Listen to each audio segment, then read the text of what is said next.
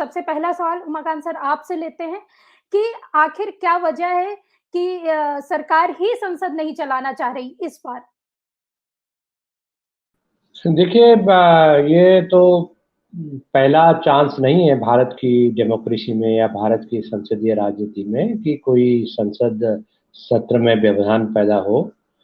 लेकिन क्या है कि इस तरह के हालात है कि जिसको सामने 2024 का चुनाव है, जो सत्ताधारी जो पार्टी है उसको प्रचंड बहुमत लोकसभा में है। कई राज्यों में, ज़्यादातर राज्यों में जो बड़े राज्य हैं वहाँ उनकी सरकारें हैं। और संसद न चलने देना और चलने देना, ये दोनों पर आरोप प्रत्यारोप हमेशा रहे हैं। विपक्ष हमेशा ये कहता है कि सरकार को अगर संसद चलाना है तो ये गंभीर बहस सरकार को मुद्दों पर चलानी होगी, चर्चा करनी होगी। लेकिन ये पहली बार हुआ, मैंने ये देखा, मुझे भी काफ़ी साल हो गए संसद की कार्रवाई कवर करते हुए। लेकिन मैंने ये देखा कि ये इस तरह से सरकार ने या जो पीठासीन अध्यक्ष होते हैं उनकी तरफ से इस तरह का कोई कदम नहीं उठाया जा रहा है जिससे वो लोगों का, खास तौर पर विपक्षी पार्टियों का विश्वास हासिल कर सकें। हो क्या रहा है कि सरकार और विपक्ष के बीच में इतनी बड़ी खाई, इतनी लंबी खाई, इतनी चौड़ी खाई, अविश्वास की खाई खड़ी हो गई है, जिसमें संसद को चलाना ये और संसद का मौजूदा स्वरूप में चलना ये बहुत कठिन काम हो गया है। और मैं आप सबको ये बताना चाहता हूँ, आपके श्रोताओं को, आपके दर्शकों को, कि क्योंकि राज्यों में चुनाव हैं और 2024 के आम चुनाव की तैयारियों का सिलसिला जो आगामी दिवाली के बाद शुरू हो जाएगा। ऐसी सूरत में मुझे नहीं लगता कि कोई भी संसद सत्र, इसके बाद जो 3, 4, 5 संसद सत्र बचे हैं, वो संसद सत्र सुचारू रूप से चल पाएंगे। इसलिए नहीं चल पाएंगे, इसलिए चलना उनका नामुमकिन है क्योंकि सरकार और विपक्ष में ऐसे मुद्दों पर, जिन मुद्दों पर चर्चा करना, चर्चा कराना या जांच करवाना या जो भी अडानी प्रकरण पर जो भी चीज़ें हुई हैं उस पर संसदीय समिति की जांच की मांग को स्वीकार करना, ये सरकार के लिए बहुत बड़ा प्रतिष्ठा का प्रश्न बन चुका है। और ये सरकार ऐसी सरकार नहीं है कि जो 2014 के पहले की कोई सरकार रही हो। ये सरकार वो सरकार है जो एक बात ठान लेती है तो बहुत मुश्किल से, बहुत जिसको कहते हैं ना, नाक रगड़ने के बाद ही वो सरकार को ये समझ आ पाती है कि संसद सत्र चलाने के लिए आपको विपक्ष की मांगों को मान लेना चाहिए। देखिए, हो क्या रहा है कि इस बार पहली बार हुआ पिछले 8-9 साल में कि विपक्ष ने सरकार को ऐसे कोने पे खड़ा कर दिया, इस मुकाम पर जाके खड़ा कर दिया कि सरकार अगर विपक्ष की मांग को मानती है तो सरकार की छिछाले दर और ज़्यादा होती है। संसदीय समिति ये समझते हुए भी कि संसदीय समिति का जो चेयरमैन होगा वो सत्ताधारी पार्टी का ही नॉमिनी होगा, लेकिन इसके बावजूद भी जब कोई कमेटी बैठती है, कोई जेपीसी जैसी कमेटी की डिलिब्रेशंस होती है, मीटिंग्स होती हैं, तो ज़्यादातर मामलों में सामूहिक फैसले होते हैं और सामूहिक फैसले के आधार पर एक रिपोर्ट बनती है। और सबसे बड़ी बात क्या है कि अगर रिपोर्ट को संसदीय समिति तलब करती है तो बैंकों के रिकॉर्ड्स, प्रधानमंत्री या उनके स्तर से मिस्टर अडानी को जो भी अगर आपने कोई सुविधाएं मुहैया कराई हैं उनके रिकॉर्ड, सरकारी रिकॉर्ड्स, ये संसदीय समिति का ये अधिकार क्षेत्र होता है कि देश में, विदेश में, कहीं पर भी अगर कोई रिकॉर्ड्स हैं जो रिकॉर्ड तलब नहीं किए गए तो रिकॉर्ड को तलब करके एक पूरे सिलसिलेवार जांच करती है, एक प्रक्रिया होती है और उसके बाद वो रिपोर्ट का क्या, उसका जो भी उसके नतीजे निकलते हैं वो नतीजे, वो रिपोर्ट संसद के पटल पर पेश की जाती है और फिर उस पर एक्शन होता है।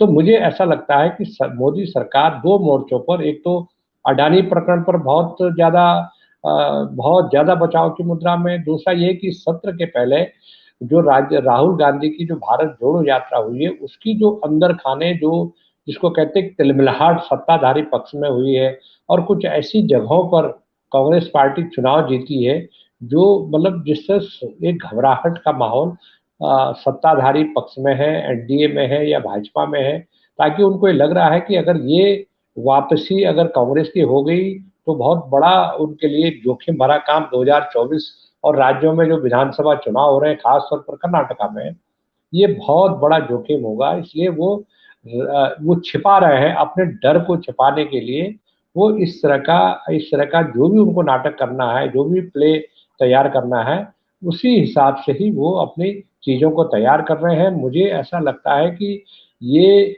ये जो है, ये जो स्क्रिप्ट लिखी जा रही है, ये स्क्रिप्ट का भारत की राजनीति में बहुत गहरा असर पड़ने वाला है। और ये बात सरकार को भी रिपोर्ट का पता है कि देश के जो ज्यादातर लोग हैं, इवन सत्ताधारी पार्टी के जो लोग हैं, मेंबर ऑफ पार्लियामेंट है, वो भी इस बात से कन्विंस्ड हैं। कई लोगों से बातचीत होती है तो उनको लगता है कि ये सरकार जानबूझ करके ऐसे माहौल, ऐसे हालात खड़ा कर रही है कि संसद नहीं चले। और सवाल ये है कि संसद अगर नहीं चलेगी तो एक डेमोक्रेसी के लिए, लोकतंत्र के लिए और संसदीय राजनीति के लिए एक बहुत बड़ा, मुझे लग रहा है कि झटका होगा। और पूरी प्रक्रियाएं, जो संसदीय राजनीति की जो प्रक्रिया होती हैं, वो प्रक्रियाएं अगर उन पर कुठाराघात हुआ तो ये जो संसद, विधानसभा, संसदीय संसदीय बहस, संसदीय चर्चाएं, ये बहुत मुश्किल में पड़ जाएगा। और मैं स्पीकर जो लोकसभा हैं उनकी, वो बहुत गुस्से में थे। सुना, गुस्से का कोई कारण नहीं है। आप तो नॉन पॉलिटिकल है ना, अध्यक्ष जो होता है वो किसी पार्टी का नहीं होता, अध्यक्ष तो नॉन पॉलिटिकल होता है। तो गुस्सा आप किस पर कर रहे हैं? गुस्सा तो आपको सरकार पर करना चाहिए कि आप जो है, सरकार जेपीसी की मांग को क्यों नहीं मान रही? अब स्पीकर आदेश करे। अगर जो स्पीकर लोकसभा है मिस्टर बिरला, ओम बिरला, अगर वो निष्पक्ष हैं और वो ऑटोनमस हैं, जैसे कि उनको अधिकार मिले हुए हैं, ऑटोनॉमी के अधिकार मिले हुए हैं, तो उनको सो मोटो एक स्टेटमेंट हाउस के सदन में देना चाहिए कि भाई, मैं सरकार को निर्देश देता हूं कि सरकार जो है इसमें जेपीसी की मांग को माने और जेपीसी बिठाए। तो क्योंकि सारी चीजें मैं बहुत ज्यादा डिटेल में नहीं जाऊंगा, क्योंकि जो स्पीकर का पद है बहुत सम्मानित पद होता है भारतीय लोकतंत्र में, संसदीय लोकतंत्र में। और उनकी जो अधिकार होते हैं वो बहुत असीमित होते हैं। तो कई कई सारे स्पीकर होते हैं, उन्होंने अपनी पार्टी की गाइडलाइंस को नहीं माना। हमारे सामने सोमनाथ चटर्जी थे। सोमनाथ चटर्जी ने जब यूपीए सरकार से, मनमोहन सिंह सरकार से 2008 में सीपीएम और लेफ्ट पार्टी, बाकी पार्टियों ने अगर समर्थन वापस लिया था, तो जो मिस्टर उस समय स्पीकर थे सोमनाथ चटर्जी, उन्होंने अपनी सीपीएम की पार्टी की बात नहीं मानी। उन्होंने कहा, no, you have no business to interfere, it is my prerogative, I am speaker of Lok Sabha, it is my prerogative. मेरा सोच होगा, मेरा निर्णय होगा, मेरा डिसीजन होगा कि मैं त्याग पत्र दूं या दूं। आप, you can not dismiss me like this, I am not the member of CPIM. तो इस तरह की चीजें, तो मुझे नहीं लगता कि इस तरह के स्थिति में आज ओम बिरला है। और ये, इससे मैं आपको बता रहा हूँ कि बड़ी जिम्मेदारी के साथ मैं कह रहा हूँ कि इससे सरकार की देश में, विदेश में, और जो हम दावा करते हैं दुनिया के देशों में जाकर के कि हम देश के सबसे बड़े, दुनिया के सबसे बड़े लोकतंत्र है और हमारा डंका बज रहा है पूरी दुनिया में, हम सही मायने में हम लोग हमारे लोकतंत्र का मजाक उड़ रहा है। उमाकांत सर, अगला सवाल आपसे है। राहुल को सदन में बोलने ही नहीं दिया जा रहा है, क्या सरकार वाकई राहुल गांधी के सदन में बोलने से डर रही है? क्या सरकार के पास राहुल के सवाल और उनके बातों का जवाब नहीं है, इसलिए वो खुद को बचा रही है? इसमें तो अगर मैं कहूं कि राहुल गांधी को बोल रहे हैं और उनको बोलने नहीं बोलना है कि जिम्मेदार खुद राहुल गांधी है, तो ये बहुत ज्यादा नाइंसाफी होगी। देखिए, सरकार, संसद चलाना ये सरकार की जिम्मेदारी होती है, ये विपक्ष की जिम्मेदारी नहीं होती है संसद चलाना। और विपक्ष अगर कोई मुद्दे पर अपनी बात रखना चाहता है, कोई राय रखना चाहता है, तो ये जिम्मेदारी किसकी होती है? ये स्पीकर की जिम्मेदारी होती है। स्पीकर सरकार का एजेंट नहीं होता है। स्पीकर एक ऑटोनमस बॉडी है और वो बेसिकली संरक्षक होता है। उसको जो आप स्पीकर के अधिकारों पर अगर पढ़ेंगे तो वो एक किस्म से संरक्षक है, पूरी जो हमारी संसदीय व्यवस्था है उसका संरक्षक है।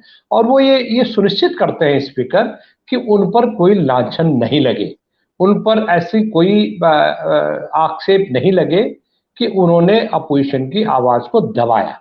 और ये प्रूफ भी करते हैं, और अतीत में भी ऐसा प्रूफ हुआ है कई बार, जब स्पीकर ने दलगत राजनीति से ऊपर उठ करके सरकार को ही कटघरे में खड़ा किया, जैसे मैंने पहले भी संकेत दिया था। मैं एक तो मुद्दा ये है, दूसरी बात है कि इस सरकार में जो मैं समझ रहा हूँ, इस सरकार को जो मैं इसकी चाल ढाल देख रहा हूँ, सरकार ने क्या किया है कि जो जो संसद की जो बिल्डिंग है, संसद की बिल्डिंग में 4-5 बड़े इंपॉर्टेंट पिलर होते हैं संसद के।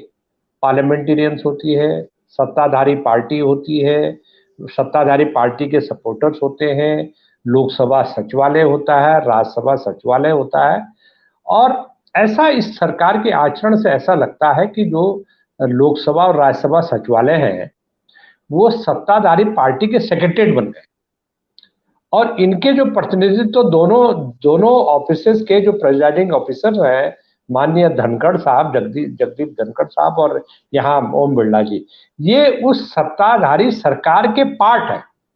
उसका कारण है कि आपका you have no business to, किस तरह से आप बातें करते हैं, किस तरह से आप टिप्पणियां करते हैं, किस तरह से आप ये धनखड़ साहब ये डिप्टी मिनिस्टर थे, देवीलाल जी जब डिप्टी प्राइम मिनिस्टर थे, ये मैंने इनको देखा हाउस में, ये डिप्टी मिनिस्टर थे और कोई इनकी वक़्त नहीं होती थी। ये इस तरह से एक स्पोक्समैन से ज्यादा, जैसे ये स्पोक्समैन जो भारतीय जनता पार्टी के स्पोक्स पर्सन को लाइन दे रहे हो कि भैया तुम शर्म किया करो, देखो मैं कैसे कैसे बोल रहा हूं। ये कोई राज्यसभा के चेयरमैन की भाषा होती है? नंबर एक बात। नंबर दूसरी बात की जैसे मीडिया एक बड़ा स्ट्रॉन्ग पिलर है, और पिछले 3 साल से जब से यहाँ एक लॉटरी सिस्टम लोकसभा में लागू किया गया है कि आपकी लॉटरी निकलेगी तो आप उस दिन आप हाउस कवर करने आएंगे, नहीं तो आप नहीं आएंगे। ये इन्होंने बड़े बड़े असभ्य ढंग से, बड़े अनसिविलाइज्ड तरीके से पार्लियामेंट में पत्रकारों की एंट्री को बैन कर दिया। मैं तो इसको बैन कहूंगा, रेस्ट्रिक्शन नहीं कहूंगा, मैं इसको बैन कहूंगा। मैं ये कर दिया कि जैसे मैं रूलिंग पार्टी को कवर करता हूं, तो रूलिंग पार्टी अगर मेरा नाम अपने मेरिट लिस्ट में नहीं डालती है तो मैं उनको कुछ बोल ही नहीं सकता हूं। लेकिन इन्होंने ऐसा लग रहा है कि जो लोकसभा सचिवालय है या संसदीय सचिवालय जो है, ये रूलिंग पार्टी के, भारतीय जनता पार्टी के प्राइवेट ऑफिस बन गए, और वहां से ये तय करते हैं कि कौन पत्रकार पार्लियामेंट कवर करेगा और कौन पत्रकार पार्लियामेंट नहीं करेगा।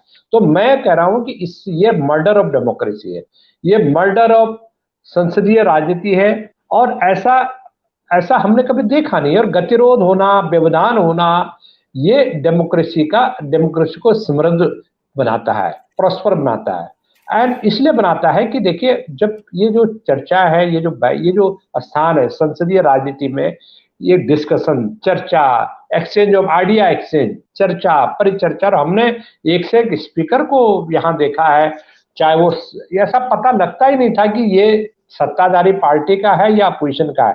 वो इस ढंग से देश के इंटरेस्ट में, देश के हित में, संसदीय राजनीति के हित में अपनी बातों को इतना पुरजोर ढंग से वो लोग उठाते थे कि ऐसा लगता था कि ये लोग तो एक किस्म से देवदूत हैं, ये राजनेता नहीं, ये संसदीय। लेकिन आज की हालत क्या है? आज की हालत क्या है कि किसको देवदूत, जो पता ही नहीं है आपको कि कौन क्या कर रहा है। और दूसरी बात, जैसे मैंने पहले भी कहा कि इतना अविश्वास की खाई पैदा हो गई है कि कोई किसी को कोई ट्रैक टू, इसको कहते हैं ना, ट्रैक टू में एक माना जाता था कि ट्रैक टू में पर्दे के पीछे कोई किसी के घर चला गया, संसदीय मंत्री किसी के घर चले गए, स्पीकर साहब ने अपोजिशन पार्टीज के मेंबर ऑफ पार्लियामेंट्स को अपने घर खाने पे बुला दिया, चाय पे बुला लिया, संडे के दिन, सैटरडे के दिन। यार ये बताओ कि रास्ता क्या है?